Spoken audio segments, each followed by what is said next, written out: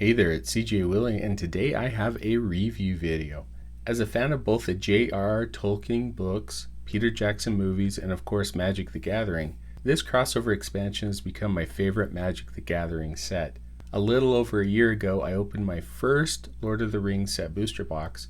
If you missed the videos, I've added the links in the description below with the preview and review videos from that box. I think I did pretty well in both value and set collation with my first Lord of the Rings set booster box.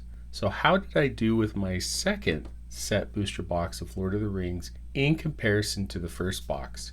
For the first comparison, I'll review the set and rarity collation yields between the two boxes.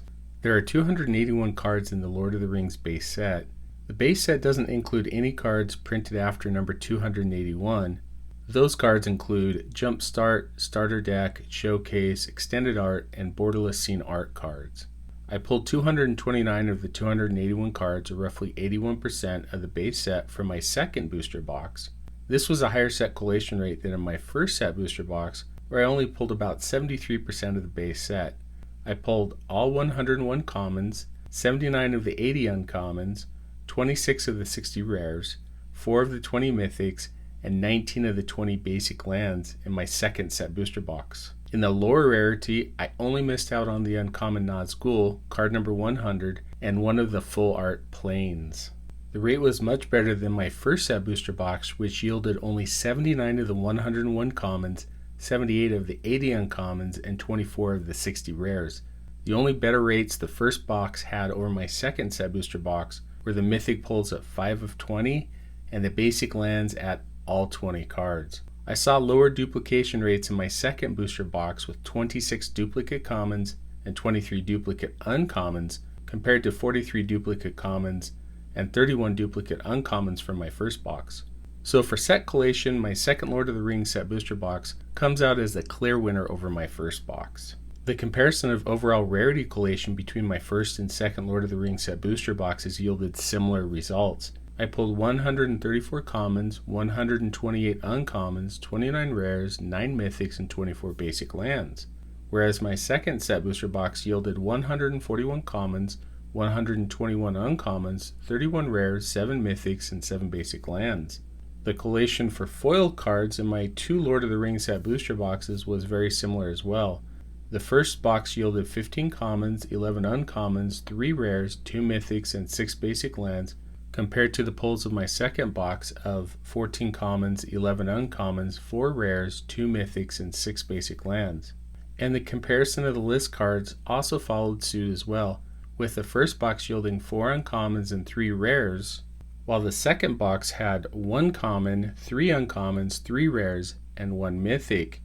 With both boxes yielding almost identical results, I believe the edge has to be given to my second set booster box, as the extra foil rare and the mythic from the list put it over the top. The next comparison between my two Lord of the Rings set booster boxes focuses on financial value. I paid $145 for my first Lord of the Rings set booster box and $160 for my second box. So how did I do? For all card values, I used TCG Player Market pricing. At the time of opening my first box back in late 2023, the financial value of all cards in the box was $237.55, with an average pack value of $7.38 and an adjusted pack value using comparative analytics of $5.93. Wow, that first box was awesome. This month, after opening my second box, the financial value of the cards in the box was $169.09, with an average pack value of $5.64 and an adjusted pack value using comparative analytics of $3.84. Obviously, the second box was not as great as the first box, with a net gain of about $90 versus $9. My first set booster box easily wins this round. If you want to check out the individual card highlights from my first set booster box, check out the review video link in the description below. Here are the highlights from my second Lord of the Rings set booster box. I pulled 2 gold stamped art cards with a value over $1, Took Reaper and Merry Esquire of Rohan. From the list, I pulled 1 uncommon, Hymn to Torok, 1 rare, Mirrodin Besieged, and 1 mythic, Sword of War and Peace with a value over $1. From the base set, I pulled one common with a value over $1, Lorien Revealed. I pulled two uncommons with a value over $1, two copies of Orcish Restoration, and one of the Nazgul, number 337. In my first box, I pulled three Nazgul. Only pulling one Nazgul in this box was disappointing.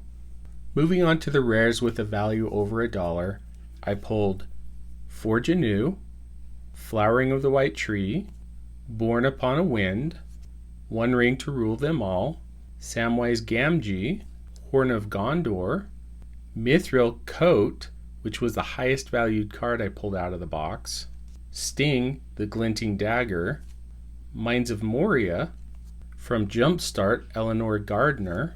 I pulled one regular and one foil Elrond, Master of Healing, borderless scene art card, a foil Elven Chorus, a foil Lotho Corrupt Sheriff.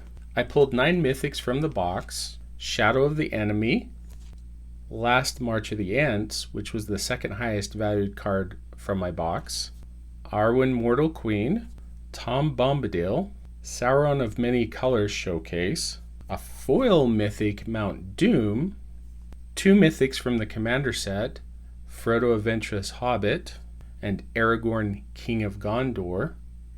Last but not least, the box topper ended up being the third highest valued card from the box, a foil Isengard Saruman's Fortress, which is an alternate version of Boseiju, who shelters all. Even though I didn't pull an Orcish Bowmasters or the One Ring, the last 2 cards I need from my Lord of the Rings base set, it was still a total blast to crack open this box. Anyway, I hope you enjoyed the video. If you did enjoy it, please like, subscribe, and share. Take some time to share your thoughts in the comments section about my second Lord of the Rings set booster box opening. Until next time, when I'm back with another Magic the Gathering opening experience.